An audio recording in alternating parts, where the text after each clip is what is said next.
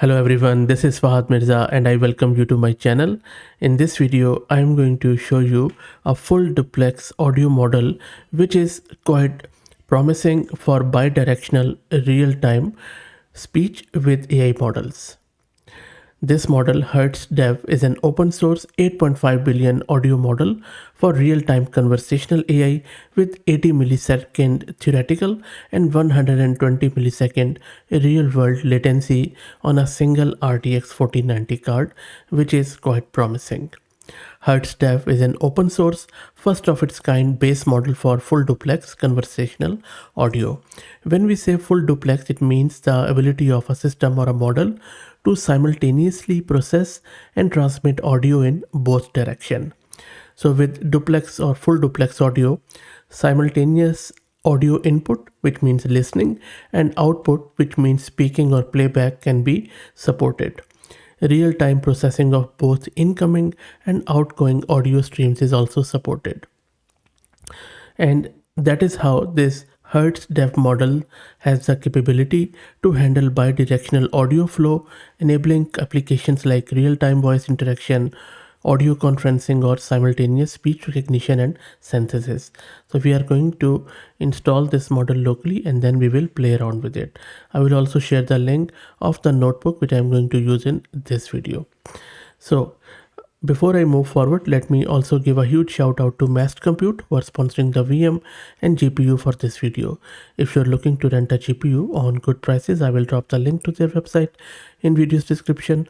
Plus, I'm also going to give you a coupon code of 50% discount on a range of GPUs, so do check them out. Now, let's try to get this thing installed. So I am running this Ubuntu 22.04 and I have one GPU card, NVIDIA RTX A6000 with 48 GB of VRAM. So let's see how it works on that one. First, let me create a virtual environment with Conda. Let's wait for it to get created. And that shouldn't take too long. Now let's install the GCC compiler. That takes a minute or two. So let's wait for it. Also, this model is only supported on Linux or Ubuntu as far as I know. I don't think so you would be able to run it on Windows, maybe on Mac, but I don't think so that Windows 1 would be supported. Anyway, so our GCC compiler is done.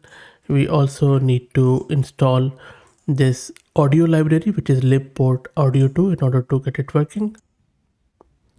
I already have that installed, but if you don't, please do make sure to install it. Next, git clone the repo. That is also done.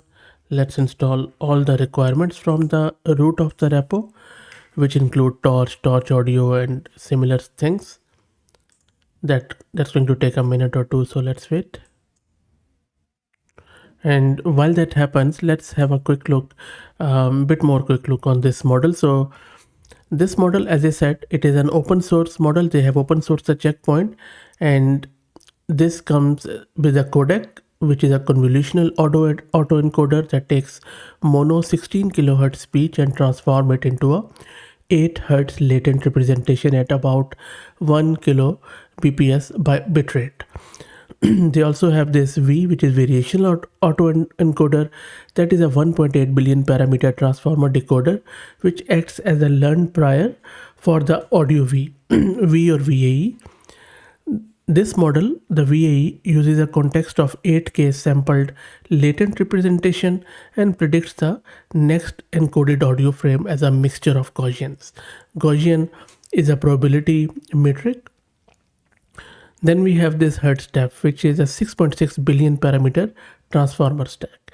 And the primary checkpoint is partially initialized from the weights of a pre-trained language model and then trained for a single epoch on 500 billion token with a 2K token. And my apologies, my voice is really bad today, so my apologies for that. Okay, so let's go back and check what is happening in our terminal. So everything is installed. And now let me clear the screen. Now you can not only run it in the notebook, but you can also run the inference script with it. So I'm just going to show you the whole notebook. So let me launch my Jupyter notebook and then we will play around with it in the Jupyter notebook. Make sure that you run it from the root of the repo. So the Jupyter notebook is launched. Let's load or enable the auto reload here. Okay, so that is done. So it is already loaded. That is good. And now let's import the libraries which we have installed. I'm just going to paste these here, and as I said earlier, I'm also going to give you the link to this notebook, so don't worry about these commands. So as you can see, all we are doing here is we are importing the libraries and we are setting our CUDA device, the GPU, if it is available. Next up, let's get the tokenizer for this with this command. And the good thing is that this is going to automatically download it on our local system. So let's wait for it. And that has been downloaded. Next up, let's go with only one speaker. You can just set it to true if you want the true speaker generation, and also if you want to enable the audio initialize or text initialization, you can just set it to true, but let's go with this. I'm not going to go with this ablation at the moment. That is done. And then we can set our model configuration and put it on our GPU with this command. So you can see that we are simply putting this Hertz config onto the GPU, and it is going to download the model and then it is going to put it on the GPU. So let's wait. And the models are still being downloaded. They are taking a bit of a time. I'm just waiting for them to get downloaded. And while that happens, let me also introduce you to the sponsors of the video, who are AgentQL. AgentQL is a query language that turns any web page into a data source. With its Python SDK and live debugging tool, you can scrape and interact with web content. AgentQL works on any page, it is resilient, it is reusable, and it structures the output according to the shape of your query, and I will drop the link to their website in video's description. Okay, so it is still downloading.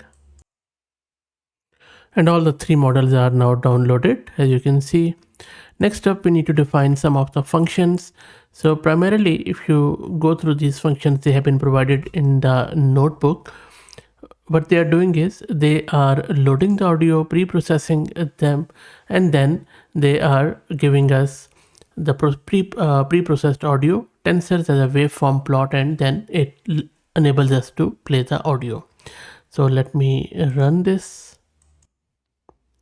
And I have run this, and you can see that these are all the pre-processing audio where it is taking the tensor, resampling it, and then displaying the audio, and this is what it has generated already. So let me play it in front of you. To ask any more questions of you, I believe, would be unfair. The attitude towards Satan may be a memory of the old imagined film.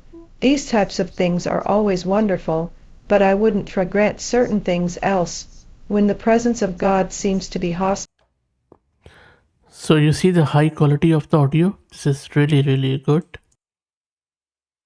And now let's proceed to actual generation. So first up, let's do the encoding with the V, of course.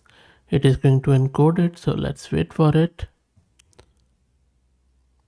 It is doing the prompt encoding. This takes a bit of a time. The prompt is encoded. Now let's do the actual generation with this model. So let me run it, and then you will see the encoding, the generation here. So there are 10 completion which it is doing. Let's wait for it. And if you look at the code, and I will show you shortly, where it is simply generating it through various iterations, and there you go. So it has generated the audio, decoded it, and it is ready for the play. So while it completes, and it is doing it in real time. So let's wait for it. There you go. So let me play the first one. Of you, I believe, would be unfair. The attitude towards Satan may be a memory of the old imagined film. These types of things are always wonderful, but So look, really, really good quality. of you, I believe, would be unfair. The attitude towards Satan.